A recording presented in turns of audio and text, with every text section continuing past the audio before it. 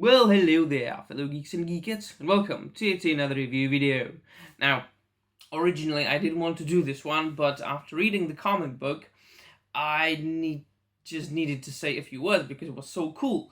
Now, the comic book in question is The Robin King, which is yet another tie-in to the Dark Knight's Death Metal crossover storyline that's currently coming out through DC Comics. The main story is written by Scott Snyder, it's illustrated by Greg Capullo, but as it is with each and every crossover event, both the DC and Marvel, there are, sorry, I'm losing my voice still, tie-ins and one-shots that are in one way or another complementing the story or not.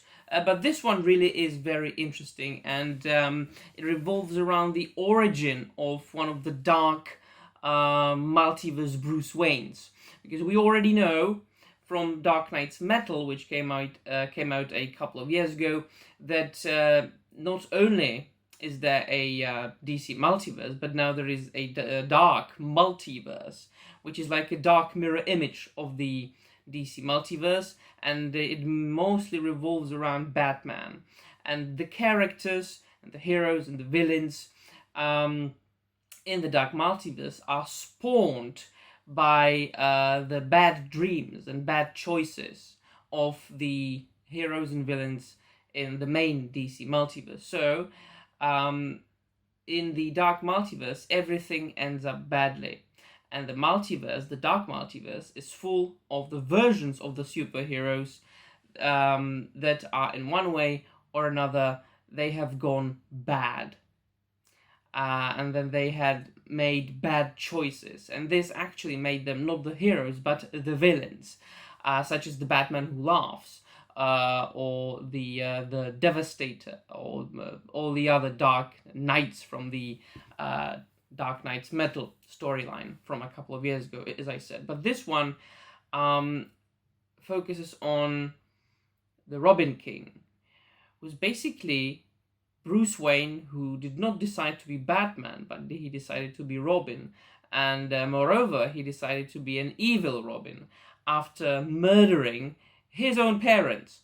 So in this version of the DC universe, Bruce Wayne's parents are killed in the crime alley, as they mostly are in most of the universes. But instead of becoming a hero to avenge their deaths and to fight crime until the end of his life, so nothing of that sort can happen to anybody else, he goes mad, basically. He is extremely disgusted by the heroes and superheroes. He says that they are only making rules that everybody should obey, and that they are spoiling the world this way. So he uses his fortune, which he still has, to devise a suit and a utility belt, with which he then proceeds to murdering all the superheroes in his own DC universe. And that's when the Batman Who Laughs finds him, because the Batman Who Laughs in the main storyline of both the Dark Knight's Metal and Death Metal sorry, is gathering the like dark Batman from the dark multiverse to fight the heroes from the main DC continuity. And the story itself in this particular book, it jumps from the origins of the Robin King on his own Dark Earth and to the main events, let's say, that are happening in the main storyline of Dark Knight's Death Metal. I will not go into this part of the story too much because I do not want to spoil it. The important thing is that the Robin King himself is not particularly a dark character in his own mind.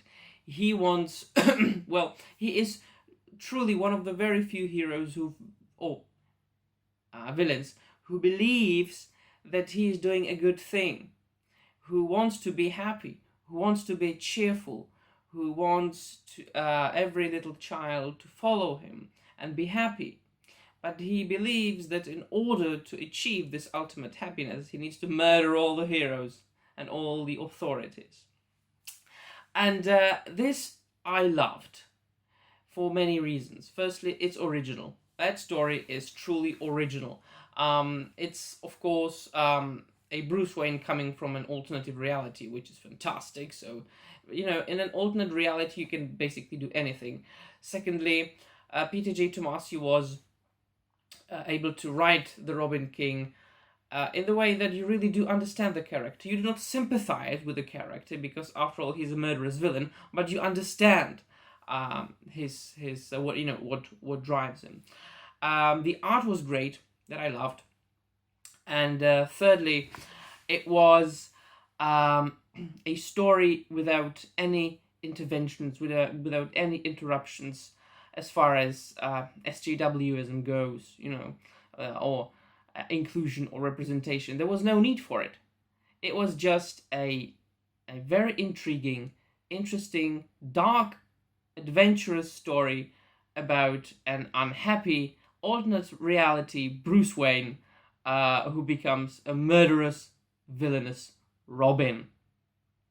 And that's where I will end this review, because I really do not want to go that much into detail.